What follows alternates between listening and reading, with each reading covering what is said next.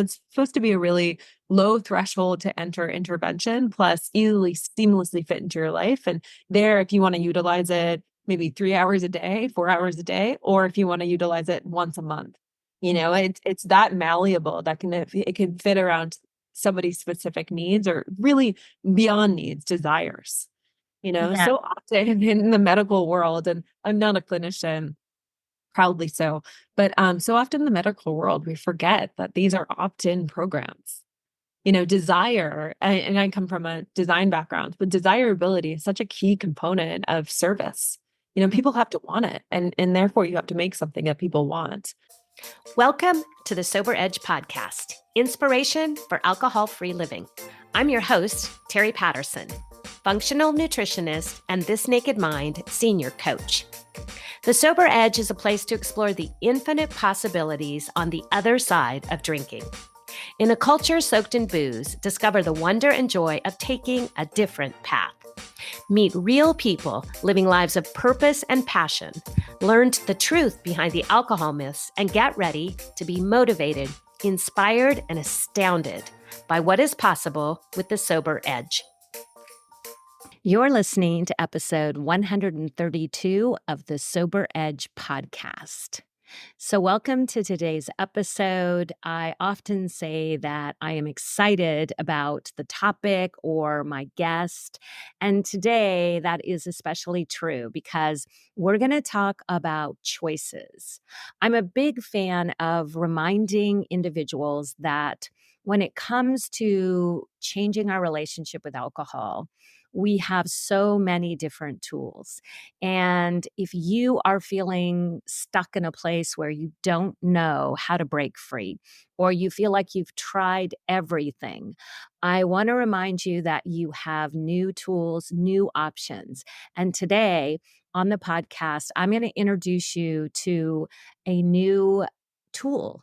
And this comes from our guest today, who has done something innovative in this alcohol-free space. So I'm going to introduce you to Robin McIntosh. I want to read her bio. And first, I'll just tell you that she is the co-founder and chairperson of the board of Workit Health. And so what I love about having this conversation with Robin is exploring the idea of something that is slightly different than your traditional rehab. So, for those of us who have considered going to rehab or an intensive outpatient program, one of the barriers can be cost, one of the barriers can be stigma. One of the barriers can be, how do we take a step back from our day to day life for 30 days or even more than 30 days?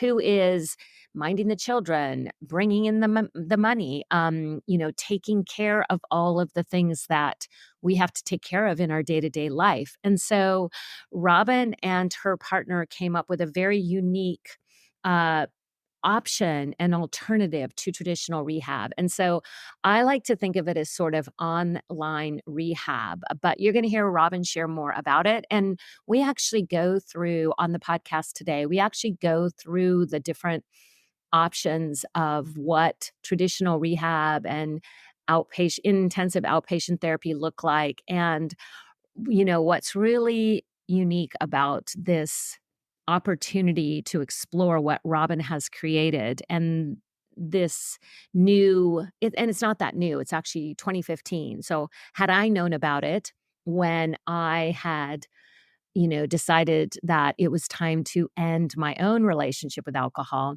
it might have been the perfect answer for me. So if you are someone who is looking for one more tool or an alternate way, I think you can be really intrigued by what Workit Health is all about, and this conversation of just having more tools, more options, more choices as we create a new relationship with alcohol. So, as I mentioned, Robin McIntosh is the co founder of Workit Health. It's an alternative to the traditional form of rehab.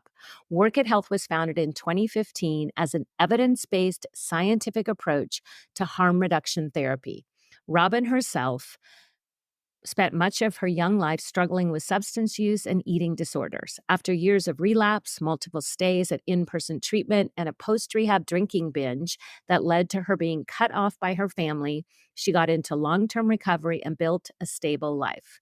Several years into her recovery, Robin and his sober friend looked around at the people they had lost to the traditional treatment system and the friends who were still struggling.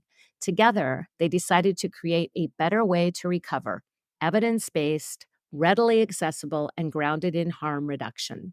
They founded Workit Health in 2015, and now the company treats alcohol and opioid use disorders as well as a range of co-occurring conditions via our telehealth app.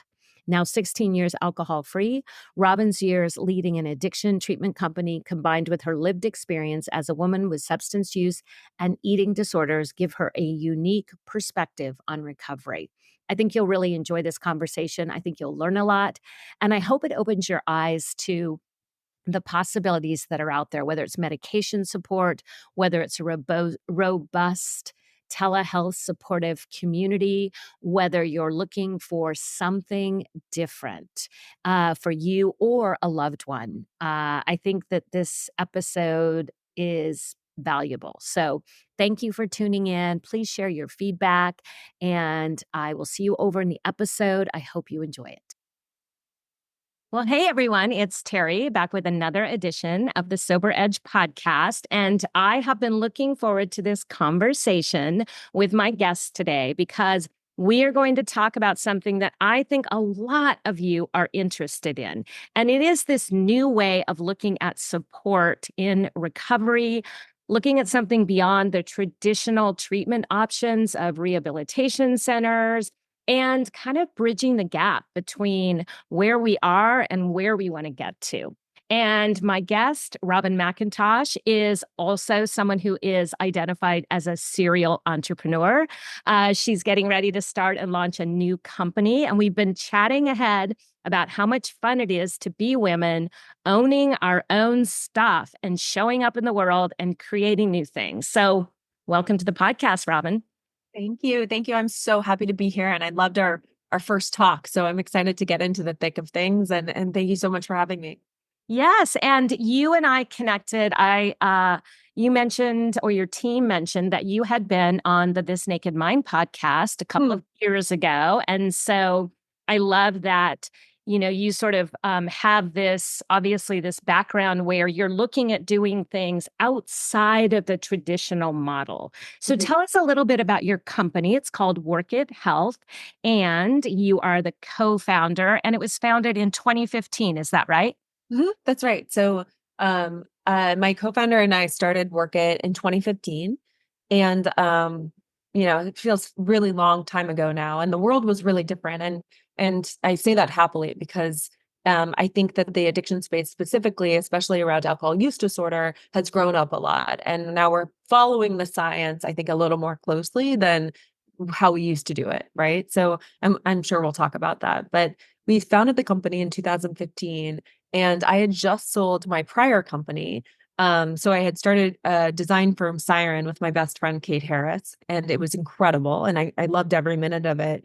But what was happening was, Kate and I got all of these, this is in 2012, 2013, around those years.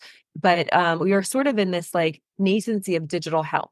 And we were working with all of these really interesting clients in all of these domains of healthcare. So in oncology, all the way to diabetes, all the way to obesity, but nobody was touching addiction. And of course, I was sober. So at night, by day, I was working on these incredible interventions, self-driving cars of healthcare. And at night, I was going to these AA meetings. And this is right before the opioid epidemic. So people were largely relapsing at higher rates than you typically see. And, it's hard to know because AA, of course, doesn't do outcomes or longitudinal data, and it's a grassroots, nor should they, it's a grassroots organization. But you kind of felt this crazy uptick in funerals, you're just like, what is going on? So I started developing a project on the side with a friend of mine who was a social worker. And she was kind of the clinical side, and I was the, design and kind of the strategy side. She was strategy too, for sure. But we we joined forces, created Workit, and it took on a life of its own. So in 2015, and we really didn't get rocking and rolling until mid 2016. Um, but it was kind of a twinkle in our eye in 2015. So That's so exciting. And what I love about it is I shared with you that I have a close family member who went into traditional rehab for alcohol use disorder. And, it was a very bumpy ride and ultimately not personal success, at least where they want to be at this time. And so I've seen this model that many people feel like, well, that is the only option. And I love this idea of having online support, being able to connect in an environment where you don't have to leave your home for a number of days. One of the things, and I wonder if you find this, Robin, one of the things that I've seen that can be problematic with traditional rehab is we leave our real life mhm. and we have this period of no substance use. But then we go back to real life, and the triggers and the situations and the circumstances are still right there with us. And so I've always wondered what it would be like to be able to help people. And this is what I do with coaching, but even at a deeper level in their own environment so that the things they're facing, they're getting support here and now. Right, right. I think we really saw the impact of that with COVID, right? You no longer could leave your house, you could no longer leave your environment to do this and that to get your healthcare. And suddenly we opened up this whole Zoom world where we're able, we don't live too far apart, but we're able to connect and talk and bridge and make community. Same thing with healthcare. You're able to beam the best of healthcare into people's homes. And that has had a happy byproduct, of course, of lasting recovery, lasting health. It's made it easier and more accessible to engage with healthcare and engage with specifically addiction treatment support. And you can keep engaging. And I just, it's that adage. I'm gonna mess this up because my partner and my 5-year-old is always, well, she's 4.5, but she tells me she's 5 in her heart. But she always teases me for messing up sayings. So it's like teach a man to fish and he'll fish forever. You understand what I'm saying. But if you give somebody the tools to really implement change in their life and in their environment, that's lasting versus shipping them away, putting them on the bench and saying, dry out, come back, etc. And that's what happened to me. So I went to a really fancy rehab, shiatsu by the pool style, to start. And then, obviously I went to not so fancy, not so fancy, not so fancy until I was in a detox home, but, in a random suburb in California. But, what happened was every time I would be kind of exhaled from the institution of inpatient rehab, I would drink and I would drink and I would drink. And it was brutal. And it wasn't until I found, and we can talk about how I got sober if you want, but it wasn't until I found a solution that worked in real time and worked within the context of my everyday life that I was really able to get sobriety, to really get sober and maintain sobriety. And I use that word knowing that a lot of people don't like that word anymore, but it's hard to Well, keep. you're on the Sober Nutritionist Sober Edge podcast, so you're in good company to use the word sober. I think that when it comes to language, I think language is important, but I also want to reclaim the idea of being sober as something that is incredible. I consider it my superpower. Brene Brown says that also, and sometimes I think she got it from me. I'm not sure. I think so. I'll give you that one. Thanks. So I want to dive in a little bit for our listeners and see what the difference is, Robin, between what Workit can offer someone who is struggling with alcohol use disorder versus how it looks if you go to traditional rehab or even an intensive outpatient treatment. Yeah, yeah, totally. So I'll talk I'll talk a little bit about the traditional pathways. I think, I won't belabor the point because we probably are familiar, but a traditional treatment program, and I, like you, have had a lot of relatives and a lot of friends and a lot of friends of friends go down this path. And I think still in our culture, there's this idea that, and it's a remnant idea. I think it's an idea we've inherited from a storied history of stigma, et cetera, but this idea that we can't really do it ourselves, right? Like there's the idea that we're so broken and so traumatized, so out of control. And this probably stems from a lot of 12-step methodology. We're so broken, so out of control that we couldn't possibly have the agency to build a recovery program with ourselves via Zoom, right? So you have to ship someone away. And of course, we know that the history of this is really institutionalizing people with drinking problems, the way you would do, you would send them to insane asylums, basically. Like you would basically have that family member you never talked about that was shipped away and lives in a group home forever. And I think we've grown up a lot, but we still have these old kind of trappings of what it means. So, and so anyway, so when you're drinking too much, like real talk, when you're drinking too much and you're having a hard time cutting down by yourself, right? Or controlling it, really, you Google. Like, I'm just going to talk through like the patient journey. And I have a design background, so I often do this where I'm like, let's go to the unit. But so, so you Google and you say how to stop drinking. And because of the workings and the guts of the internet, you have this flood of, we call it the Florida Rehab Shuffle. You have this flood of really expensive rehabs kind of dominate your first page of results, right? Or you have like your WebMD articles and it says like, Sierra Tucson, Arizona, or go up to Minnesota, or go down to Florida, or go to Southern California, et cetera. So you call these places and they have salespeople. And I'm not knocking this, but it's just a description of the industry. They have salespeople that sort of convince you to go. They're like, this is the only way, this is the only legitimate way. And as a family, especially if there's a family member, there's usually people involved in your intervention and pushing you to do this. You're freaked out, you're scared.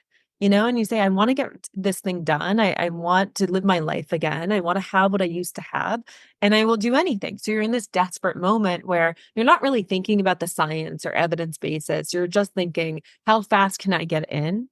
And how long can I stay? And how quickly can I get better? And the promise, of course, is that you go away to an inpatient treatment facility for 30 days. You exit, and often they set up aftercare for you. And but aftercare for me looked like a photocopied sheet of, like my insurance directory, essentially. And so you go away, you come back, and then fall into the same pitfalls that we just talked about, or intensive outpatient, and that's usually 30 days. And then aftercare, sometimes if you're lucky enough to afford that, maybe 3 to 6 months. But then you still have the problem going back to your old haunts. Another option is intensive outpatient. And intensive outpatient is sort of equally hard in my mind. I've done both. I've done intensive outpatient, IOP is the acronym, and I've done inpatient, obviously. But intensive outpatient is sort of like a 9 to 5 p.m. program where you go away throughout the day and you sit in process groups, usually like group therapy, and then you do one-on-one counseling. And this can be really effective too. But again, you can't work, you can't provide for your family, all these things that you have to do to be an adult in modern life. You have to take this massive break. And the break sort of rips open a bunch of unintended consequences. Like if I take 6 months off, I'm the major provider in my family, at least. If I took 6 months off, how would my two daughters eat? Like where would the money come from? So you got to kind of think through all of that and work it. So what happened, I think with digital health and this like coming up of new solutions and this, now we have a lot of science behind them, which is great, but which is so nice to be older in the industry.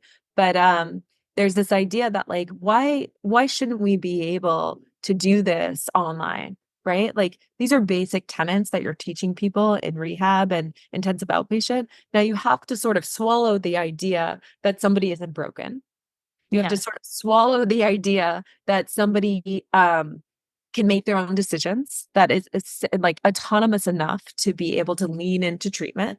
And if this is not for everybody, right? Like some people really do need to go away.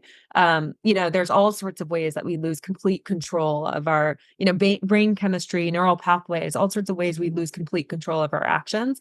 But for most people, like 90% of people, you still have autonomy, you still have agency, and you can do this. And so what we pride ourselves on is getting people in really quickly. So, and this is really important too. And we can have a whole discussion on the window of opportunity of willingness to actually get sober in the first place. Yeah. But with Workit, you call Workit, you get your first appointment, and then you just start to work it, right? Like you start, it works if you work it is where that name comes from. And it's kind of a simple methodology. Um, it's a simple recipe that is typically delivered in person, but just happens to be delivered through Zoom. And I'd say Zoom, but we use something else. But so you have your community and you have your therapy and you have your medication. Medication for sobriety and alcohol use disorder is a really important component. I didn't have that option. And this is, I think, what you're going to is, a lot of people don't know about medication. So I'll stop there, but that's kind of your three option. Those are sort of your three options, except for, the fringe stuff. Of course, you can go to AA, right? You Mhm. can go to AA. I still go to AA meetings sometimes, like probably once a year. Um, because a lot of my friends are still in AA and I love it. It feels like home to me. You can go to Smart Recovery. There's tons of different options, but for the most part, those are sort of the three methodologies, the three modalities of clinical care Mhm. that is available to you. Yeah, thank you for that. I think it's super helpful for people to sort of understand the difference and see where telemedicine can really intervene and offer so much value without, like you said, disrupting your entire life and creating this dynamic where I go away and I'm successful, but I come back and I'm not. And that's a horrible loop to be in. And I think it erodes people's um, confidence around what they can achieve. I just have to throw this in because I think it's funny. We're talking about alternative options. I have a client recently whose family what actually came to her and they're like, okay, this is enough. You have to go to rehab. And so they were trying to do the intervention type of formula for her. And what she did was she went to a spa for a week, like a wellness spa. And then she hired me as an alcohol freedom coach. And she's doing wonderful. And it was because she looked at what works for her. She looked at her lifestyle. She looked at the support that she needed.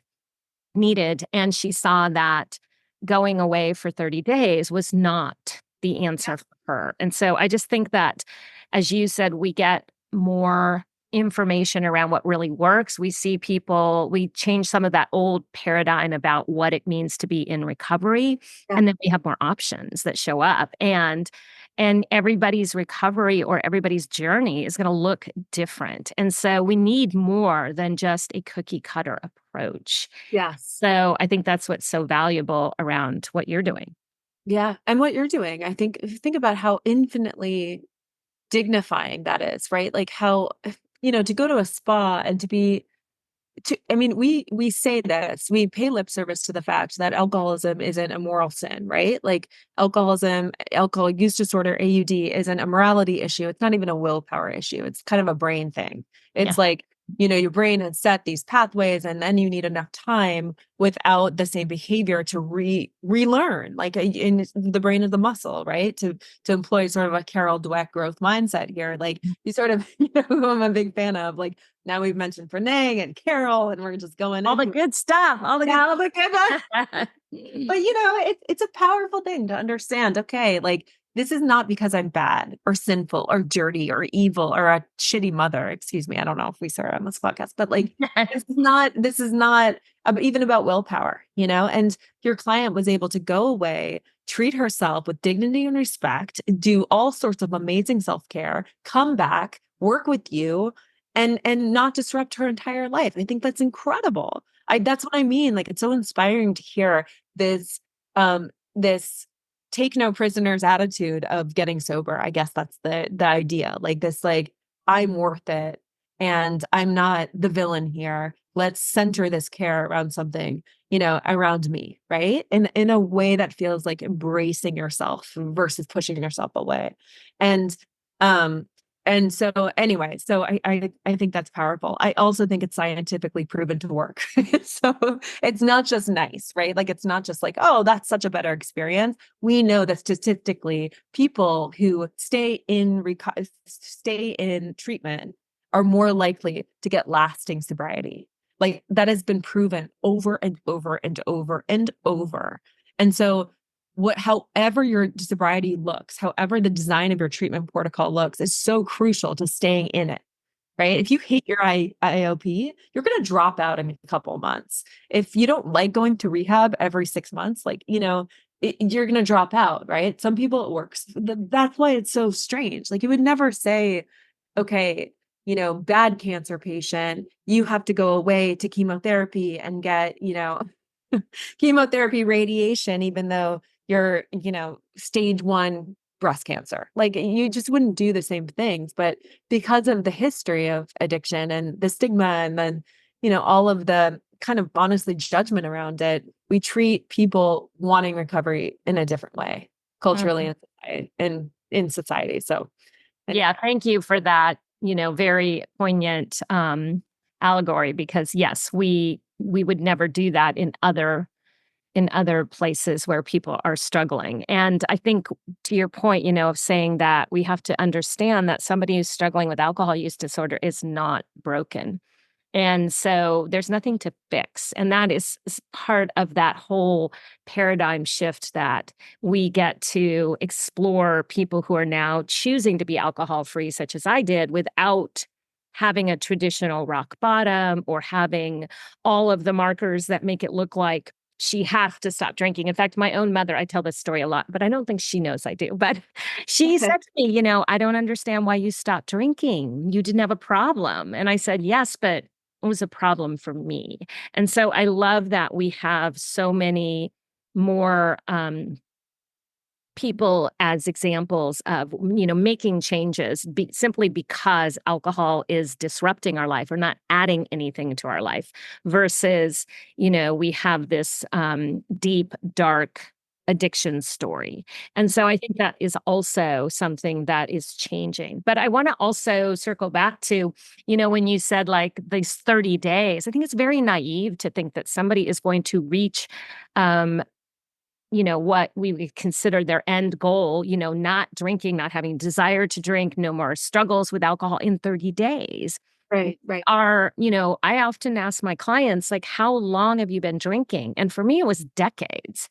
Right. So the idea that it would just end overnight, in a few days, a few weeks, it, and I wasn't somebody who decided to stop drinking and then had a lot of back and forth. I actually stopped drinking, but I had to put a lot of things in place to support my journey, recognizing that I was still vulnerable and not expecting it to happen in this 30 days. And that's where I Right. think sometimes rehab really falls short because they are willing to take your money for the 30 days and it's quite expensive. And it's hard to get into if you're someone who doesn't have private pay insurance, right? Oh, right. Yeah. So like, Insurance, doesn't cover the full cost so often. exactly. It's And kind of especially as my family member did, you go on to, like a halfway place aftercare. Yeah. after Yeah. care. And that's the way to do it. That's what rehabs say. It's not that they expect you, and I would be, I don't mean to decry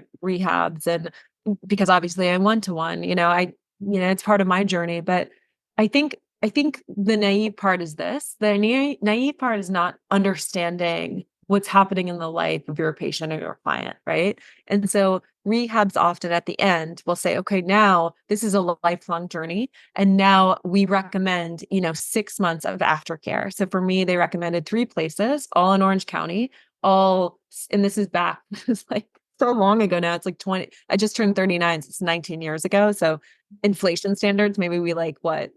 10x this cost. But they were like, you have these 3 places you could go to. They're a minimum of like 3 months to 6 months each. I was there for 9 months. I was 20 years old and I had dropped out of college and finished my correspondence. And so and each was $6,000 to $8,000 a month, private pay.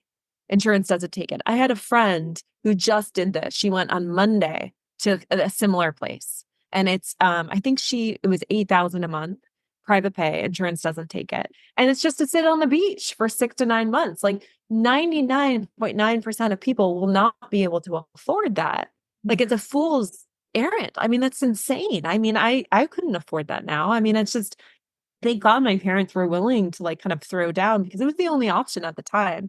But I know now, they would have been like, well, you should go talk to Terry, or like Yeah. you should go, You should go into Workit Health or one of the online programs. Like, I know we would have tried other things. I think that's important to understand for the listeners as well, is that, you know, you can try things before you get to a rock bottom. I have to go to rehab place. Like, you can try coaching, and if you need to step up from that, maybe you try an online intervention like Workit Health.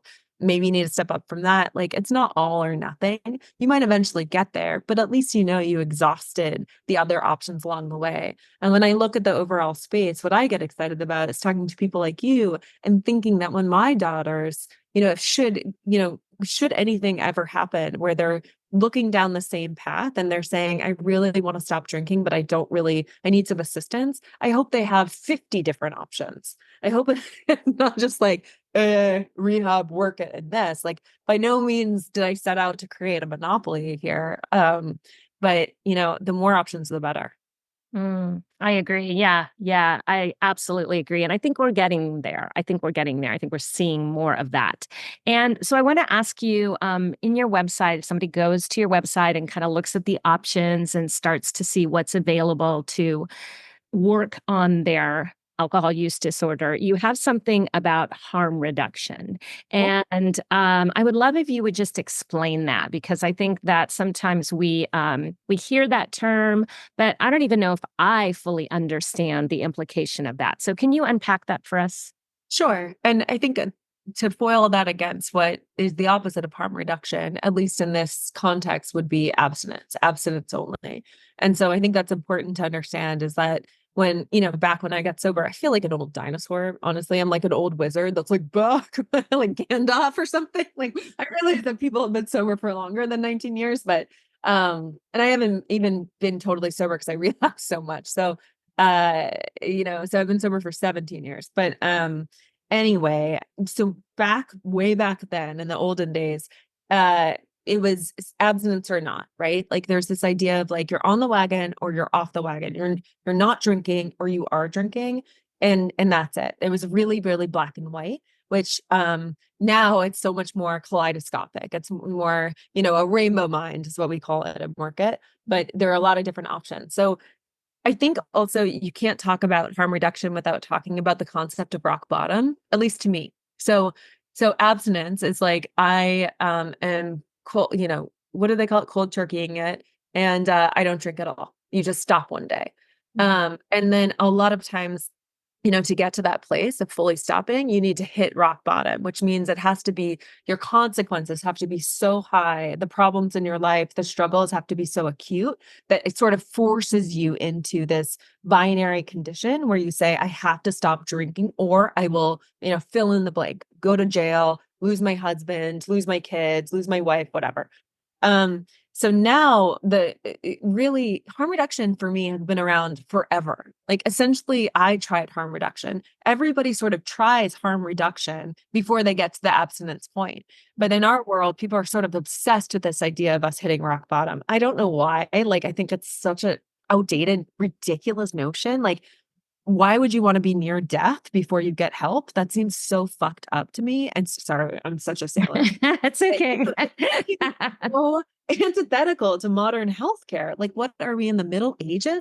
So anyway, so the idea, simply put, this is how I think about harm reduction. It's okay, like, it's basically saying, instead of abstinence, is there a way I could reduce? Is there a way I could moderate? Right? Like, and it's harm reduction. Instead of drinking every day, can I drink every other day? I know that's not as salubrious. I know that isn't going to have the health benefits or the mental health benefits of stopping entirely, but it's what I can accomplish right now. And it's what works for me, or maybe it does. Maybe in my mind, it has the same benefits, right? Like, to moderate your drinking, and you can do that now. And medication really helps with that, other things. But I think it's like an inclusivity issue. It's including everybody else that wants to figure out how to fit alcohol into their lives, or substances into their lives, in ways that we haven't seen before, and legitimizing that, putting that on the map. So it's kind of a roundabout answer, but that's how I wrap my head around it, at least. Yeah, I appreciate that, because I think from my own journey, I tried moderation for a long time, and I found Great. moderation to be exhausting. Yeah, me too. It's like too many rules, too much noise in my head, too much guilt and just a lot of noise in my head. And so when I think of this pathway, what I like what you're saying, Robin, is that this inclusive part, like we don't have to be all or nothing in order to take advantage of Workit. We could be someone who's exploring options to see what feels right and having the assistance to, reduce the amount of alcohol and kind of unpack how that feels. Because I think for so many people, it's interesting. I've worked with thousands of people in this journey because I was fortunate to work with This Naked Mind in big groups. And for the past 4 years, not this year, but the past 4 years, I spent time with these big groups of people. And so you see people really at all stages, they go through a year-long journey. And I was in multiple groups at a time in offering support. And they get to that place where they're, well, I just want to be able to have one drink. And I think it's so powerful to imagine you could experience that and then see, oh, it's not actually what I wanted. Like it's not really adding any benefit. I'm not getting buzzed. It's not really reducing any thoughts that I have. Like there's so many more positive, powerful ways to explore how we take care of ourselves. Yeah. And so I think it's a beautiful opportunity for people to just, be able to figure out for themselves what is the thing that works for them. Yeah, and we've had that forever. Like in the big book about Alcoholics Anonymous, they list all of the things people tried before getting to AA. It's really important to honor the fact that people have tried moderation and not and but I think the difference is they've tried moderation and ultimately found abstinence. The difference is it can be an end in and of itself. Mhm. Right? Like it's not just a step on the journey to ultimately abstinence. That might be the case for a lot of people, but for a lot of people, they can just stop at moderation. That's the reason for getting the elevator gets off on any floor, like you don't have to wait until you're in the basement, right? Like you can get off on any floor. And if you catch someone's drinking early enough, chances are they will be able to have that one drink. It's just or eating disorder or substitute anything else. I always say this too. It's a little bit it's a little strange to say, but sometimes you have to get well enough to get well. And my early sponsor told me that and around eating disorders actually, but it absolutely applies to alcohol use disorder as well. But the idea is don't worry about the symptom. Don't worry about the drinking. Work on yourself. So work on, your physical stability, your emotional stability, all of the reasons you drink in the first place, and then the drinking will resolve itself. It's really hard to understand, but I think that often happens as well. Is like you have to get well enough to get well. At least that was my story, where you have to be change ready, like you have to spend a lot of time like you did, right? Like you did the work of stopping drinking way it sounds like. I mean, I'm correct me if I'm pushing words into your mouth, but you did the work of stopping drinking way before you actually stopped.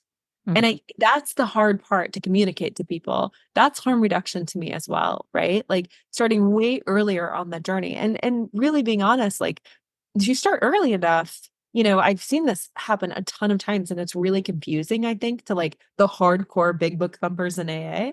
But people often phase out of drinking. They often just phase out, right? And that happens all the time. And I think it's important to make room for everybody and make room for every journey. Otherwise, we just are going to continue in this ridiculous, like alcohol use epidemic, opioid use epidemic. We're just going to continue seeing the results that we've already seen, and it's grim. So, Yeah. yeah. So, So I want to ask you about an important part of your tenet when it comes to using Workit, and that is medication assistance. And so the backstory I'll say is that I've had clients who said they've literally gone like black market to get like naltrexone because they don't want to ask their doctor. And sometimes this is because their doctor's not open to it. They're like, just go to AA, you're not a candidate for this, or I don't know anything about that. And the other thing that I've seen is where the other situation is where someone is in a field, their chosen profession, such as a doctor or a lawyer, where they are concerned about it being in their medical chart, that it could yeah. come back that they've been on alcohol assisted, medication. And so I think that is one of the things that I think that you're offering that could be so beneficial for people to understand that there's a way to explore using medication in a safe environment without maybe the stigma. So can you speak to that? Sure. And it's such an interesting option. And now I think what's important to understand about medication in any context is that it's not a standalone thing. I wish there was a world in which we could just take a pill and solve everything. But that's not the life we live. But then we wouldn't get to do all that beautiful work you Yeah. were talking about. Yeah, and I just don't think that'll ever happen, right? Because if you look at drinking as a symptom of underlying conditions, um, which hopefully we all are there, we all we all have kind of stacked hands and said this is how we should look at it, which I think we have globally in the space. It feels like anyway.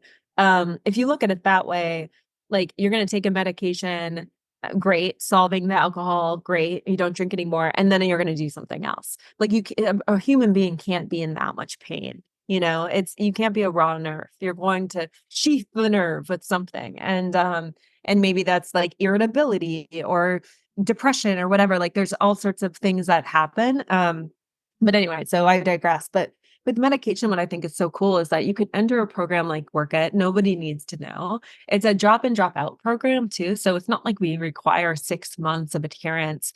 Like we like to see people stay in the program, but we hold space if people want to drop out and drop back in. And that's because it's not like we're holding a bed for somebody, right? Like we're able to do that because of the technology. You get a prescription, and for naltrexone and or something else, right? Like we use a few different things. You get a prescription and then you start therapy and you start community group and you're off to the races. It's a combination. And maybe you find that medication helps to reduce cravings. Maybe it doesn't. It reduces cravings. So it's not like you remember Anabuse? I don't know if it's ever prescribed anymore, but Anabuse was I took Anabuse when I was getting sober. But Anabuse, for the people that don't know, is something that they used to give people like me that it would make you like viciously, insanely sick if you drank. So you take Anabuse in the morning and then, all day you would know that you would have this giant physical consequence if you did relapse, right? But the problem is you still have to take the pill. The same applies here. Like if it mitigates cravings, it helps reduce it. I think it's really interesting to think about having medication. When my family member went to rehab, one of the things that they traditionally do is they just put this individual on a ton of meds. And it was like really hardcore. Oh, well, you can't sleep, you Yeah. can't function, you must be depressed. And I felt like, wait a minute, wait a minute, wait a minute. How do you screen for all of this? And supposedly it was all, the person was screened as an individual, but really what it felt like was they were wanting everybody to be compliant. And so they medicated people so that they wouldn't have to deal with some of the issues of them, not sleeping or feeling, angry, irritable, or triggered in any way. And it was like intense. And so when you said that people will be given a prescription for naltrexone, is that everyone is offered that, or you kind of, because I think I saw some stats on your website about like the certain percentage of people go through with some medication assistance, but not everyone. Not everybody, not everybody. And the OUD program, the opioid use disorder program, that's more of like a 95% or more of people will take that medication. But in the AUD program, not at all. And it's because of the medication, right? Like naltrexone isn't like Suboxone. It's not over in that camp where it has this insane effect of like, it's not as effective. It's not as globally effective. It's really just a tool, just like Prozac's a tool to it's not going to cure your depression or anxiety, but it's going to help stop the racing thoughts so that you can kind of tackle the underlying things that make you anxious, depressed, etc. And it's kind of the same thing over here in the AUD camp. So it's part of the package, but doesn't necessarily have to be. I think, the recipe for somebody's personal recovery is so dynamic. And that's something that I've learned over time is that maybe like I had a really similar thing where when I got sober, I have such bad insomnia. I can't sleep, and I've never slept even as like an infant. Apparently, I never napped, and I have a lot of energy, right? And so, um, they put me on Seroquel, and they put me on really high, yeah, diet doses of Seroquel, and it was like I was moving in this like crazy state. I was just in this fog, but I really needed it actually at the time because I hadn't slept in like weeks and months and whatever. Like I was so strung out. I was 90 pounds and like my hair had all broken off. I was really far along. I was rock bottom, right? Like rock bottom.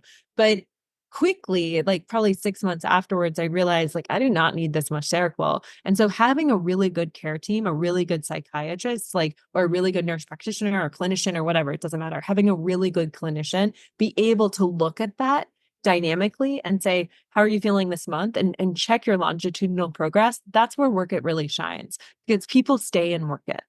And you have a care team that just stays there and that you can check in with easily. So it's a 20-minute appointment versus online that you can take from Starbucks Wi-Fi. We see this all the time versus having to go across town, wait in line and be in the doctor's office, etc. I wouldn't be able to do that as a mother of two kids and a really full life. And so that's pretty powerful as well. Understanding this as like a dynamic recipe that you're always going to have to modify and change and think about as time moves on, especially in that, period of time where you get like a year under your belt, a couple of years under your belt of either harm reduction, whatever it is, of whatever your goal is. Once you achieve that goal, what it takes to achieve it is going to look different. Mhm. Yeah. Yeah. I agree. Absolutely. And I think that it's so powerful to have, again, like we're talking about more options. And you talk about this care team, this sort of model that you have at Workit. So I know you have potentially medication, you have group therapy or group like meetings that would be similar to like a smart recovery or AA. And then you have therapy. How does that work? We just have group therapy. So you have a full assessment done one-on-one when you first get into the program, and then everything after that is group. Plus you have courses that wrap around you. So you could take like an online curriculum and courses, and then you have drop-in groups. And it's really, you know this, but when you start, we did that because one-on-one, we couldn't provide enough one-on-one support to really accommodate all of the time people wanted.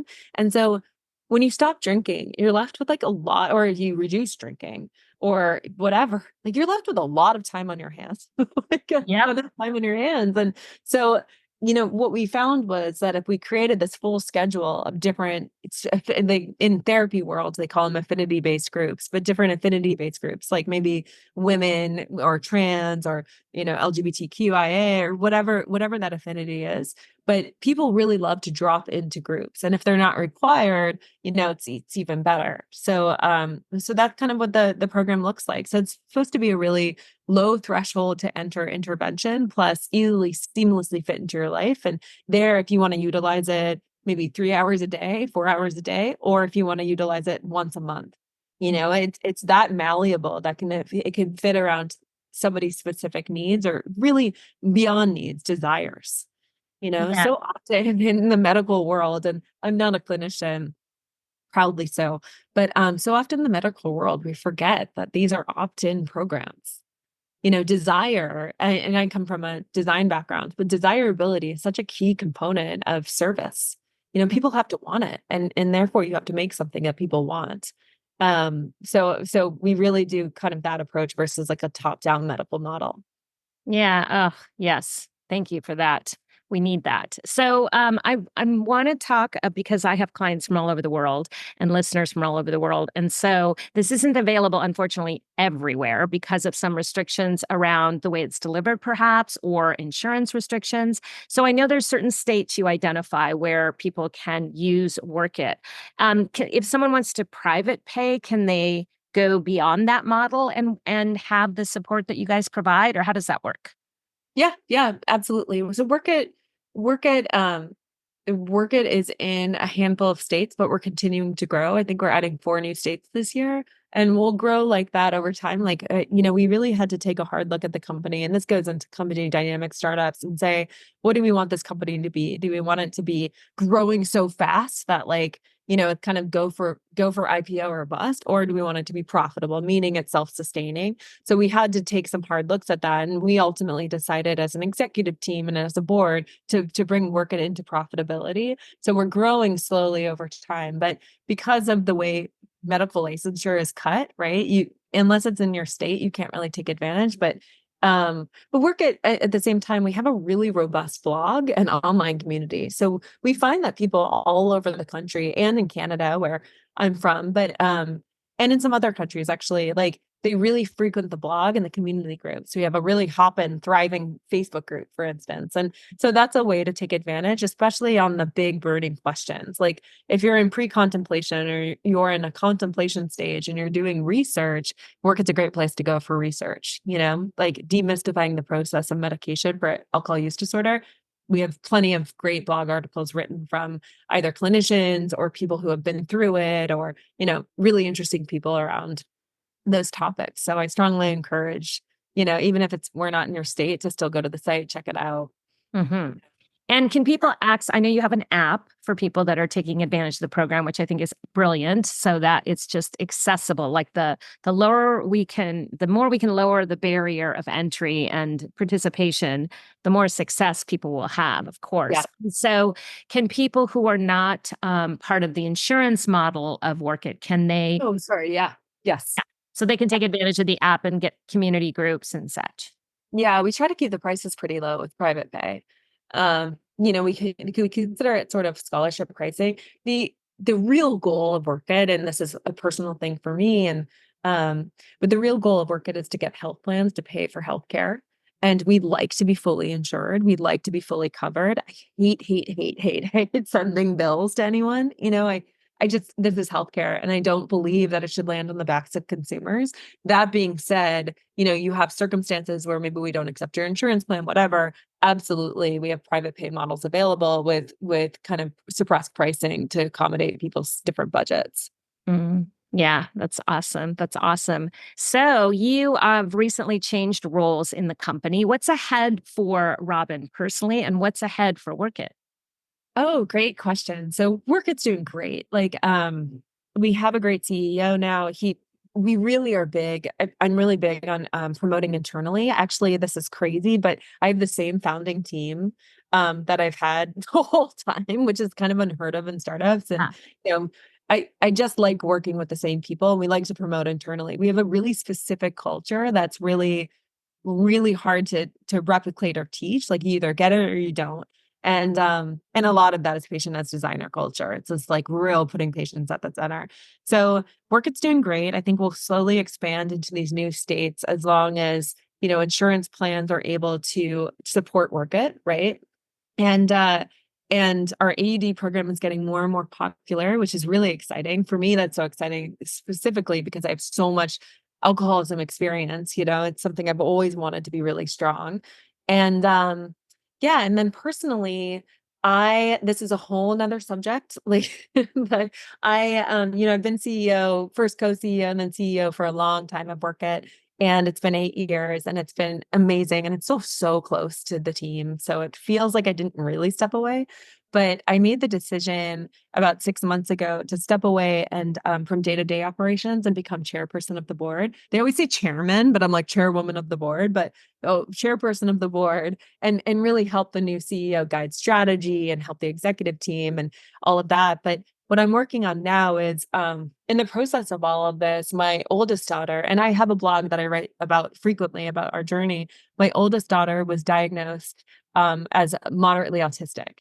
And at first I was like, oh my God, I just had this reaction of I am so terrified as a parent. But then the more I learned, I just, I like to dive deep into a topic, but the more I learned, the more I started to understand neurotypes and the idea of your brain and my brain are different. And Peach's brain, my daughter's named Peach, Peach's brain is different than my brain and vice versa. And then I looked at my own family and said, well, Cassie, Jackie, and I all have really specific ways of processing information. We might be somewhere on the spectrum. I'm sure they'd be like, Robin, but we might be somewhere on the spectrum. And it ripped open this whole world of thinking so differently about what I've been working on for the last 15 years.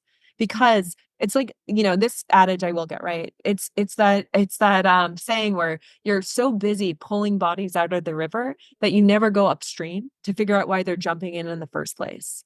And when I look at Peach and I look at her special brain, I see all the ways, especially as a girl, because female autism presents so differently than male autism, especially as a girl, right? I see her on the playground being called bossy and aggressive and a bully, and other people bully her, and she gets really fanatical on about Elsa and characters, etc. But I see the world not being able to accommodate the bigness of her. So that's what I want to enter into. And so what I'm working on is, it's really stealth right now. And actually I haven't really told anyone I'm working on it. Well, reveal as much as you feel comfortable. I don't want to put No, you I totally. But what we're working on, I'm working with another clinician, but what we're working on is figuring out how to kind of unbreak the autism journey of care, and at the highest possible level. And not just autism, she's comorbid with a bunch of other stuff. And so I think of it as neurodivergence, like anyone with a neurodivergent brain.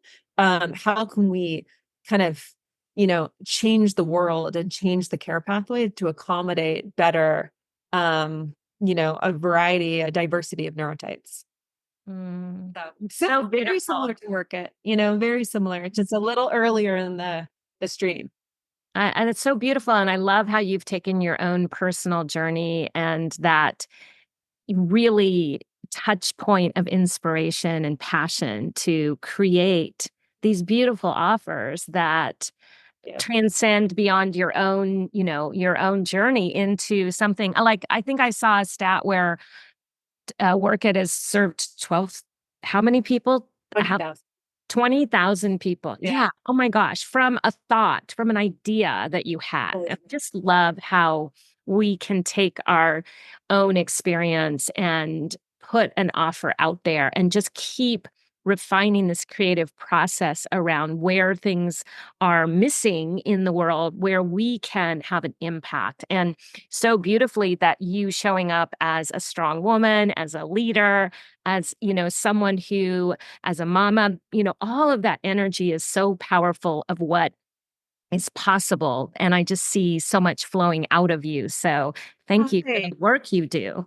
Thank you. Oh gosh, thank you so much for saying that. Yeah, I get a little shy at that. Everything I do has to be so personal, but I also work a lot. And if it's not personal, it's not interesting to me. If it doesn't directly affect my life, and I guess other people could work on widgets or whatever, like, I don't know, Yeah. like, business for business sake, but I really don't do it for wealth creation. I mean, I love wealth creation as much as the next person, but I really do it for other reasons. I do it for that wide social impact. Like Workit changed the world in so many ways. When I first started the company with Lisa, and Lisa McLaughlin was my co-founder, like we were ostracized from our AA communities because we were pushing this like drug called Suboxone, in 2017 and 18. And now it's widely accepted. Actually, like they show that treatment without medication doesn't really work.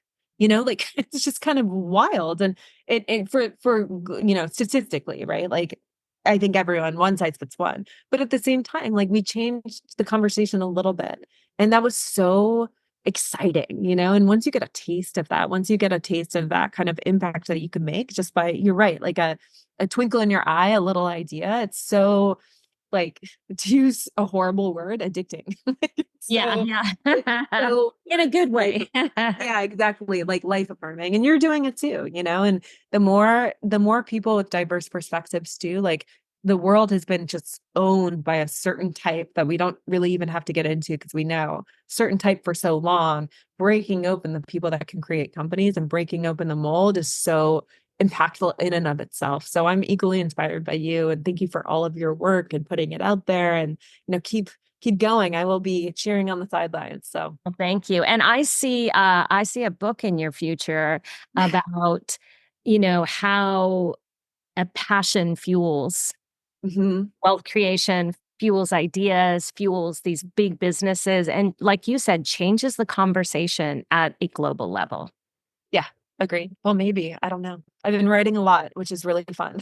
So Yeah, good for it's you. hard. It's hard to write a lot. Like I've been posting once a month, and I'm like, it takes me like a week to do one post. I mean, it's hard. So In a lot of Yeah. ways, CEO is a little easier in some ways, but Well, yeah. just podcasts, and then you can just talk about it instead of write about it. The podcasts are I can't even imagine a podcast because you have the video and you have the sound and all of that, at least writing. And I have a background in writing. My first degree is in creative writing. Writing to me is so singular. It's so quiet and singular and it's very regulating for me. So, but thank you for saying that. Yeah. Yeah. Well, we'll see. I'll keep an eye. And yeah, just thank you for being here. I think it's so powerful for my community to understand that, as you so beautifully said, one size fits one. And explore your options, get more information, try things. I always say that in this journey of becoming freedom, whatever that looks like for you, or your freedom journey from alcohol, is there's no shortage of tools and things to try. And if Yeah. something isn't working, then you just haven't tried the right combination for you, because I do believe that anyone can find freedom. And so I just love that this is a way that we've highlighted now with having you on the podcast as an opportunity for people to continue to explore what works for them. Yeah, totally. I just by the way, before this I got coffee and I was just I have to run into my kitchen and hope the girls don't see me, but they were creating a fort and I have a 2-year-old and a 4.5-year-old and they're both very short, obviously. And I heard my 4.5 is really a little dictator. She's just really likes to teach Era, my youngest, but Era is really autonomous and doesn't like to be taught. So Peach was saying, try again. We all have to try again. But it's kind of what you're saying is you learn that from, you sort of learn things when you're young, you forget them. And then in this beautiful midlife period, learn them again. We embrace them again. So thank you for reminding me of that. That's beautiful. Thank you. Thank you so much for being here. It was a pleasure to connect. Oh, it was so great. Thank you for having me. I want to thank you for tuning in to the Sober Edge podcast. This is a place for important conversations and a safe place to question everything you thought you knew about drinking. If you're looking for your sober edge, I want to invite you to connect with me at thesobernutritionist.com, where you can grab my free resource, Becoming More, a guide to loving your sober life. And I would be so grateful if you enjoyed this podcast, if you would leave a rating and review, as it will help more people find their sober edge.